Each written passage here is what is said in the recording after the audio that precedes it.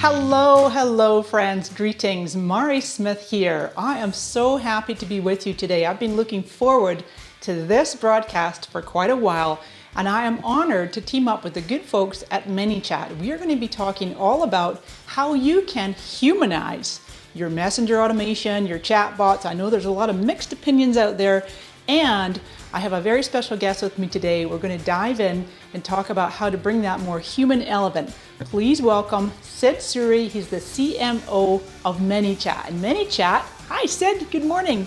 Hey, good morning. Good morning. And ManyChat is the #1 chatbot platform on the Messenger platform. Did I mix that up? The #1 bot platform. That is correct. Yep. So, and I've been a big fan of you guys for several years, and you guys have been actually pioneering messenger marketing for a couple of years, which I've really enjoyed the journey that you've been on, because it's kind of an interesting arena. And with this whole year now, we're 8 months into 2019, and Mark Zuckerberg kind of did this whole pivot earlier this year and said the future is private. And so they're absolutely doubling down on messenger marketing, of course, bringing in Instagram Direct and WhatsApp. We'll predominantly talk about Messenger today, or just messaging automation. And so I know that in your experience as CMO of ManyChat, Sid, that you've had a lot of different questions and different like conversations that come up around what is this whole thing with chatbots and AI and messenger automation. So let's dive into our discussion here. Yeah, absolutely. No, you're spot on. You know, the Mark Zuckerberg F8 keynote was super exciting. I mean, as a messenger marketing company, I don't think I could have written that keynote for him any better. Like, if somebody had said, "Hey, could you write Mark's keynote for F8?" I would have said, "Okay, the future of Facebook is messaging," and that's what he did. It was amazing. Exactly. So, for those of us who have been beating the messenger drum and the messaging drum, whether it's WhatsApp, Instagram Direct, in the future SMS and iMessage. For those of us who have been essentially saying the world is going to messaging, the world is already in messaging in many markets, it was a great validation and really, just a great, sign of things to come. So we're super excited here at ManyChat. We're going to continue to sort of, building a great product and watching the excitement unfurl. I agree. If I just interject right quick there, Yeah. Sid. So folks watching, so F8, as some of you probably know about, some might not, F8 is Facebook's annual developer conference, and it's held around April, May every year. And as Sid is talking about, immediately following Zuck's keynote, they brought up Asha Sharma, who's the now head of Messenger, and they're doing all kinds of things with Messenger. They're literally talking about rebuilding it from the ground up so it's the world's fastest, lightest messaging platform, and they're building what they call a social network around the messaging platform. So marketers, pay attention. This is where it's at. This is the future we're going to be talking about right here. So back to you. Absolutely. And this is a great segue into our first question, because I think the most common question we get is, hey, where is this messenger thing going? Where's messenger marketing going? Should I invest in it? Nobody sort of asked those questions when email came around, because I think email had just a very natural sort of translation to the mail that they always knew. I get mail, I send mail, I put it in the post office. It takes 3 days to get there, but whatever. I'm familiar with the concept. Now there's email. It sort of flies over the wires and gets to somebody instantly. So people didn't question it as much. But with Messenger and messenger marketing, people are asking, hey, is this thing here to stay? What's it all about? Where's it going? I would say that's probably one of the biggest questions we see, amongst people who are maybe not as familiar with it yet. And I'm just wondering, is that something you're hearing in your community? And what would you say to that? Yes, Sid, I think honestly it's very early days. I know ManyChat's been around for a few years, and you guys have a wealth of experience being the #1 platform here. But the thing is that there's a big kind of shakeout going on between consumers and businesses, because those that are actually getting it right, the marketers, the businesses, the brands, they've got this really perfect balance between providing solutions like answers, speedy real-time answers, right, via bots. And then all the conversations element of it, bringing in the human beings as soon as necessary, as soon as the person is maybe needing a more complex answer or just wants to talk to a human. And I think that's the downfall where marketers are maybe, and we're going to get into this in a little bit, just, maybe like kind of treating Messenger as like, oh, great, I have another channel that I can just push my message through, and it's like, don't do that, because I tell you what, the subscribers will unsubscribe in a heartbeat if we overdo it, So anyway, to your question of where's it going, to really anchor this point that Zuckerberg is on this mantra, beating his drum, the future is private. Just yesterday, we saw that they're now going to be bringing in Instagram Direct to the Messenger platform. This was already announced like in the beginning of the year with that whole interoperability. So folks that don't know what that is, it's basically if you prefer Messenger and you want to message someone who prefers Instagram or WhatsApp, it's like it's all intertwined, and you can message people in whatever app you want. So that's really going to be starting to happen very, very soon. So this is it. This is the future right here. This privacy-focused future that Zuck is building. Yeah, absolutely. I think the tagline he gave was to move from the digital town square to the digital living room. Yes. I think that's super exciting for marketers because on one hand, anybody can go and get their microphone and start shouting in the town square or the digital town square. And if you walk through S Square in San Francisco, you'll see a lot of shouting going on. But the digital living room is a really exciting concept because you are now essentially getting access to the very intimate, to the very private sort of emotions and conversations that people have. And it's not going to be for everybody. I don't think every marketer with a bullhorn is going to be let in. But if you've got something valuable to offer, if you've got something that they care about, you actually have a much better forum if Zuckerberg's vision is sort of realized. So it's super exciting from that standpoint. You know what you're reminding of, Sid, here is that, so in my book I wrote many years ago now, The New Relationship Marketing. Relationship marketing as a term has been around since the 1980s, and that's where it's focused on the long-term relationship of a customer that, as opposed to traditional sales and marketing, is more transactional focused, right? Close the deal, get the sale, move on. So the new part that I put in my book is this digital component, is how do we do relationship marketing through digital transactions, through digital channels? I mean, and that's the main key right there, as you say, that the marketers that are really going to win the day is that they're not losing that human touch and that really kind of having that intimacy. You're absolutely right that it's like, okay, if we're now going into the living room, we're going into the one-on-one communications with their mobile device. And I say a messenger conversation is like having somebody's cell phone number and being able to text message them because it's that intimate, right? Yep. No, you're exactly right. That's exactly what it is. So what would, just building on that theme about intimacy and sort of one-on-one, what would be your vision for a great experience? Like, how do you, if you could design the perfect marketing experience, what would it be? Okay. All right. I'm so glad we're going to talk about this, Sid, because I got to say that I personally, in all transparency, my friends, I am like working out what does Mari Smith's brand of messaging look like. And I've had a few different goes at it. And I personally am kind of right there with a lot of folks who are like, ooh, how's this really going to work? And I just no way I'm going to use it for like just broadcasting. So my vision, and this is for me, everybody's going to work out what's good for their own brand, is a highly engaging, interactive, to the nth degree, fun, is it entertaining even, a little bit of humor.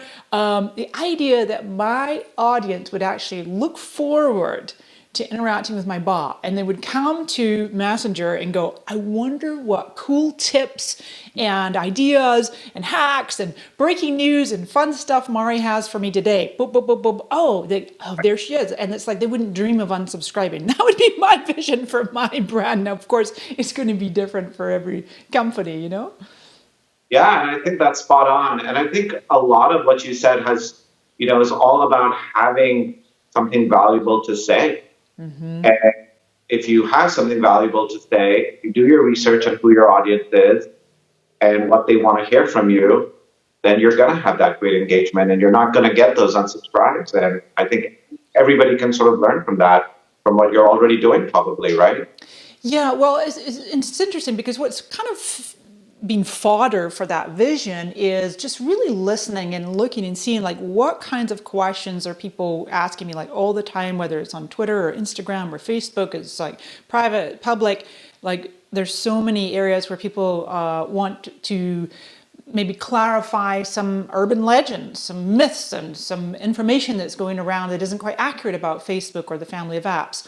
Or that we get a lot of requests for technical issues, and people have been locked out, or they're in Facebook jail, or lost a password, or whatever it might be. There's a lot of tech support. They literally think I work for Facebook, so I know that I could handle a lot of that with a very well programmed chat bot. Right? If you're looking for tech support, click here, and we give them all kinds of answers and solutions. But more importantly, like you were saying, is like making sure that we're dialoguing. I think we were talking about this in the green room about dialoguing with the people who are your prospects, who are your customers, but still being nice and giving value to those who will probably never be your customers. Like in my case, people looking for tech support. I can just provide as much as I can, guide them, go over here to the Facebook help, and then move on. So yeah. Anyway, that's that.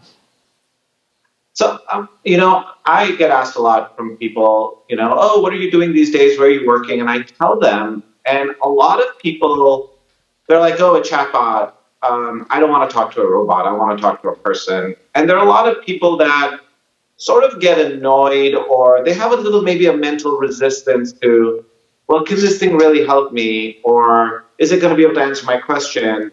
Maybe they've had a bad experience in the past. All technology evolves. How do we win those people over? What would you say to sort of, there's a population out there that are just sort of maybe not ready to talk to in a more automated way? Yeah. I'm seeing some great comments here. Our good friend Molly here, who says, know your community. That's so true. It's very important. Oopsies. Bring back Sid. There we go. Put the comment on the screen and I lost Sid for a moment. Okay, so love this question here, Sid. You're right, because I know like behind the scenes, people will tell me that I subscribe to like half a dozen bots, and then they're like, I got overwhelming and I unsubscribe. Right. So, and that's fine. It's like, we're still kind of in a very much a testing ground as marketers and businesses. And I think one of the main keys, and I've heard this a lot, I've seen this a lot, is the number one is to never pretend that it's not a bot. Don't pretend like it's a real human, because people will sniff that out in a nanosecond, right? It's a setup for failure right there. So be realistic. We were talking about this offline too. Just last night I was reading David Cancel's book called Conversational Marketing. And this whole, they're close cousins. Relationship marketing, conversational marketing, they're just very much in the same camp. And this concept of like asking open-ended questions might be an area. Now, obviously, if you're set up for that, if you've got the ability to then program in for some keywords and derive them to begin a conversation, maybe with a salesperson. But really, the thing is about elevating the experience. Someone else I want to cite is, I just got back literally late last night from speaking at the Impact Live event. And Brian Halligan, CEO of HubSpot, he was a speaker there as well. And what I loved about his talk is like, oh my God, everybody's talking about disruption. And he's like, I think that word is like really overused. Same as like machine learning and AI is like they get overused and watered down. But what Brian did, Halligan, CEO of HubSpot, he talked about experience disruption. And I put that in my notes for this particular conversation, because what if we could disrupt the experience of people interacting through chatbots, such that, as I mentioned earlier with my own vision for my bot, which can take a lot of programming, is to really have people feel like elevated and joyful and love interacting with the bot. And I just think that's a real key takeaway there for marketers tuning in, is like, how can you just stand out and really put the focus on the end user, on the prospect, the customer, as opposed to making it about you pushing your message out? I love that. I love that. Disrupt the experience. Did you think about that last night on your plane ride over? No rest for the weary for Mari. I know. My body clock was like, went to bed at 3 a.m. Oh my gosh. It is. Well, I'm a we warrior. Just do what you got to do. we appreciate the warrior spirit. I love that. I love disrupt the experience. I think Yeah. that's exactly what we're trying to do. Where the experience till now has been a passive sort of blast. I mean, if you think about a website, right, it's just sort of one size fits all. It's a blast experience. Emails are a blast experience. Landing pages are a blast experience. And I think, I'd love to get your thoughts on this. I think marketers have, to some extent, maybe been a little aggressive with, not aggressive, but they've been sort of, they've taken what they know with email and landing pages, and they sort of put that into Messenger. So it becomes this sort of one size fits all, let's just blast stuff out Yeah. like we do. And I know Facebook recently, has sort of clamped down on this stuff a little bit. They've made this might be getting a little technical, but I'll be quick. What's called subscription messaging, but the ability to send regular content to your customers, they've really clamped down on the rules around that, like who can do it, who can't do it. And they've just made it harder because I think they're trying to sort of push marketers away from this one size fits all blasting. And, Yeah. um, you know, uh, given that you're sort of the guru a little bit on relationship marketing, what would your advice be to those folks? And do you feel like marketers have become too aggressive? Yeah, so I love this topic too, Sid, because there's a reason that Facebook really implemented that rule. I believe it was as of July 31st. And if you don't know what we're talking about here, friends, is like you go into your Facebook page on desktop, go into your settings, look under messaging, and you'll see there's a place there to apply to get permission to send what are called subscription-based broadcasts. Now that's set up for, let's say you have an astrology daily tip or a weather app or excuse me, or something that would be non-promotional. It's not that you don't have the permission from Facebook to actually just like, hey, sign up for my stuff. That's actually the opposite of that. And that's why, in essence, this rule is there, because the last thing that Facebook wants is to put anything in between the consumer, the users, the billion plus 1.5 billion that use Messenger, and businesses where there's revenue there. And obviously there's also commerce, there's conversations that can really help more businesses want to use these apps and platforms. And so it's kind of a delicate area to manage that relationship. So yes, go ahead and sign up for your subscription messages, but make sure that you use that very, very carefully. The challenge here with the aggressiveness is I think that some marketers have come into the chatbot world and they're treating chat messaging conversations or broadcasts just like email. And like you said earlier, that's push marketing. It's not an intimate experience. Email is not, it's a little more intimate than a public group chat because it's just one-on-one, but it's not interactive. It's not two-way. It's like, here, read my message. But the last thing we want to do is that. So I know Andrew Warner of Bot Academy, I think is a good friend of your guys, ManyChat. And I'm quoting Andrew here that he says, chat will eventually overtake email as the most popular way for businesses to reach customers. Which I think is brilliant. You know why? Because it's like we live in an instant gratification world, universe. People want short, simple, and I know that like the millennials and the Gen Zs, 21 and under, they don't even bother setting up their voicemail. They are all about the short text, the short messages, back and forth, emojis. So as businesses, if we can adopt that kind of strategy, the more intimate and short way forward. And I think really a way that people can get started here, Sid, is to start with a very, very simple bot. Just simple, like and like I was talking about earlier with my own audience, study your inbox, your current like Facebook page, Messenger, and other areas, maybe your Twitter DM, your Instagram DM, LinkedIn DM even, and look at what are the frequently asked questions, what is your audience, your community, your customer, what do they already want? Maybe for a certain type of business, They just want directions and pricing and product information. That's super easy to program and set up. Maybe you have a more complicated business and people might want more in-depth discussions, which is where you're going to go ahead and lead them down a path that will get them to talk to a human quicker. What do you think about that? No, absolutely. And that's something that we've always emphasized, that you sort of need this smart blend of automation and human. Yeah. You really can't expect the automation side to be this fix-all for everything. But at the same time, you're never, as a small business, going to be able to scale if everything needs a conversation, right? You don't have a call center like those bigger companies with 1,000 people waiting to answer chats or emails or phone calls. So you need that sort of something that can sort of go back and forth. So you're answering the questions that matter, and sort of automating the ones that are just building people up to the point where they need you. Yes. I think that's spot on. That's definitely something we preach. I do think that messaging will take over email much faster than we think it will. I mean, internally here at ManyChat, we don't use any email, like almost non-existent. I email with you because we're part of two different, companies, but internally, 99% of my communication is on Slack. Yeah. And it's short messages, and it's emojis, and it's memes. And if 10 years ago you had told me the future of American business or corporate communication is memes and emojis and short messages, I would have said, you're crazy. If I showed this stuff to my dad, he'd be like, what are you guys doing over there? Get serious. Like, this is not work.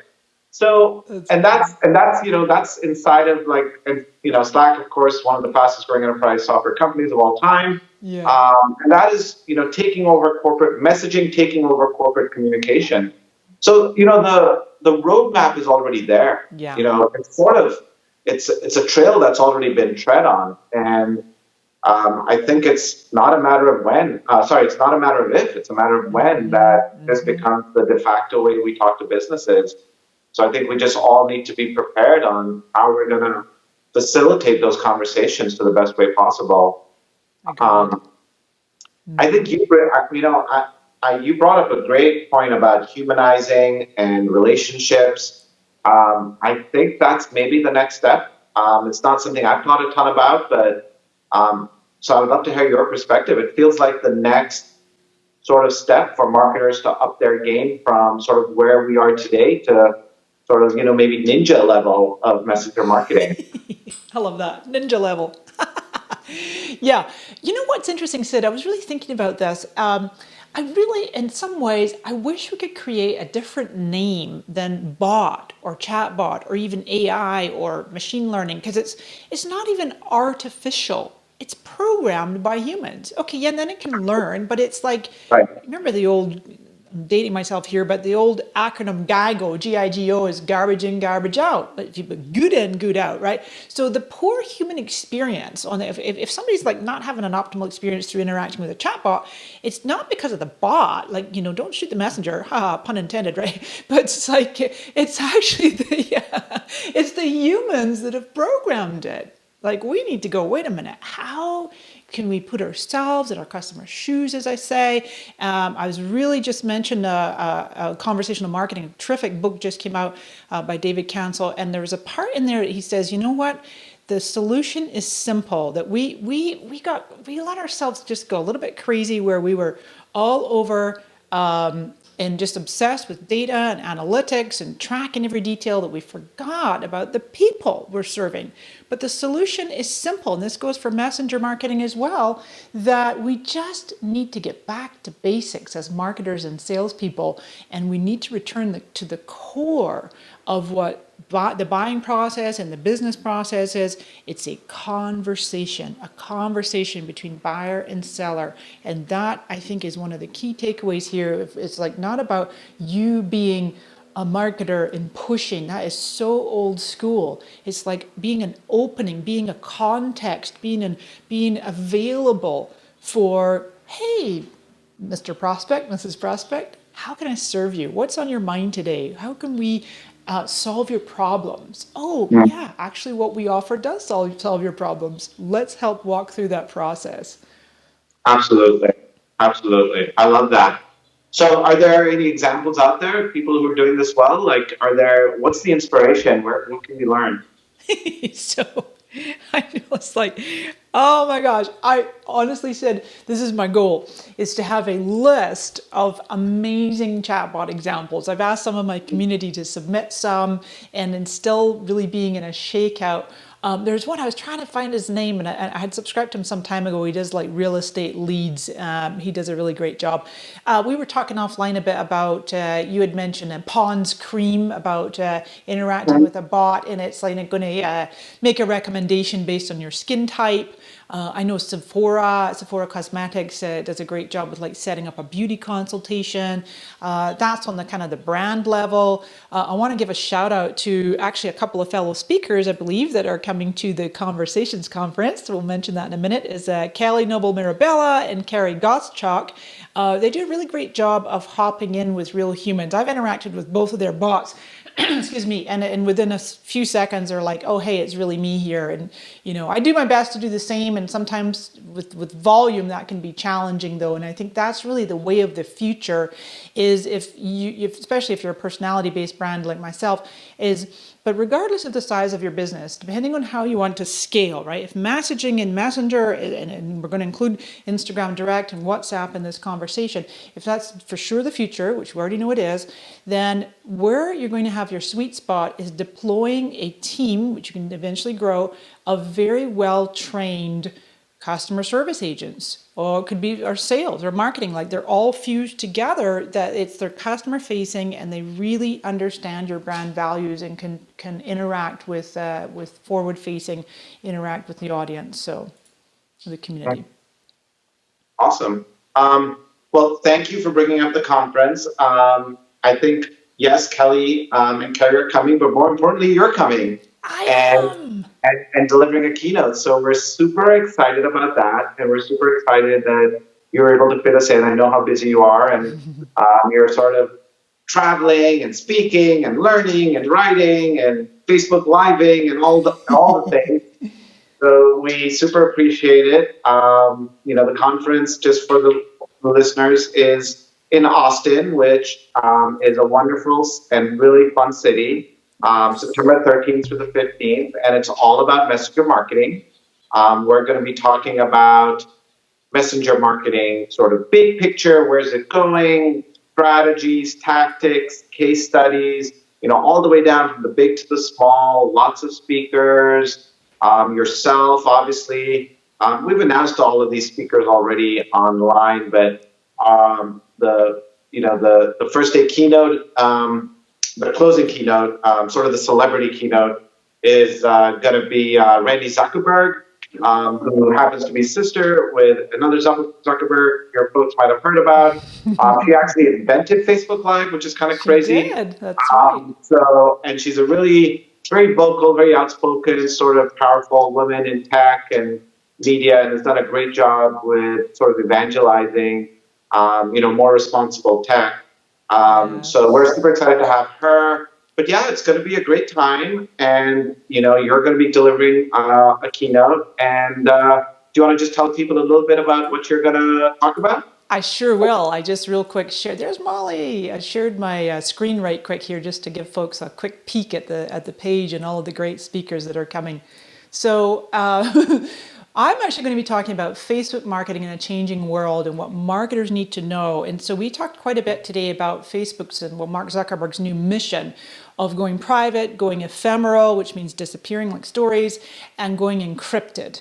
Now, there are some key executives who've actually left the company because they don't buy into Zuckerberg's vision. And those include Chris Cox, Chris Daniels, former head of WhatsApp, certainly Kevin Systrom and his partner, Mike, co-founder of Instagram, and the two co-founders of WhatsApp. So now this is normal, usually in acquisitions, they go on, they're going to create something else, but there's definitely been some shaking up going on behind the scenes. And so how are we as marketers going to embrace this change and cope with, or maximize, moreover, optimize a world without newsfeed? Is newsfeed really going away? What are all the features that will still be public facing? How do we lean into this whole privacy aspect around messaging, but also groups and stories? Where does video and Facebook Live have its place? I will be talking about all of that and dispelling myths and making absolute clarity out of any confusion. Perfect. I think that's wonderful. I think that, you have the kind of insight and insider info and access that I think a lot of people don't have. And, I was talking to one of our agency partners and he was asking me, hey, what's going on with Facebook? I can't get even, anyone out there on an email thread, let alone a phone call. So for them to have access through you and through others, to really understand, hey, what is going on with this company? What are they up to? What are they doing? Yeah. Because a lot of people have bet their sort of business on it, right? I mean, this is their lives. They've bet their small business marketing. They've bet their, they're part of the ManyChat's one of them. We're a sort of Facebook ecosystem company, and people want to know what's going on. So I think that's such a great, so great that you're choosing that as your topic. Thank you so much. Yeah, and it's just like, I was just thinking there about how Instagram is hiding the likes, right? Or testing hiding likes. And when we think about it, the engagement on stories is not public facing. So it's just like now they're taking the same kind of feature, the same concept of private engagement from stories, and they're applying it to public posts. And there's many reasons why they're doing that. We can get into it a little bit in the conference, but it's definitely a part of this whole future is private. So I'm really excited about it, and I appreciate you having me. I did have a mastermind that weekend, and I decided to postpone it, rearrange it. I'm going to go in the spring so that I can specifically come to the Conversations Conference. And folks, you just go to conversationsconference.com. I will link you up with a special code. You can get a little bit of savings on your ticket there. Really, really look forward to seeing everybody there. Mari 30. It's Mari 30. Thank you. Mari 30. MARI 30. Mari 30, and they get 30% off for using the code. Oh, good. Perfect. I'm multitasking here, and I popped it in there. Wonderful. Excellent. Well, I know we have a lot of great comments and questions here, and I don't know what we had allowed about 30 minutes for this, so I'm going to do my best to circle back. If you've got any specific questions for ManyChat or for myself, contribute to this conversation.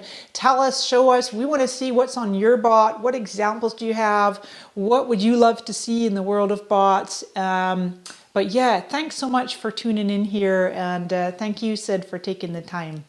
Of course, thank you. It's always fun to talk to you. Thank you.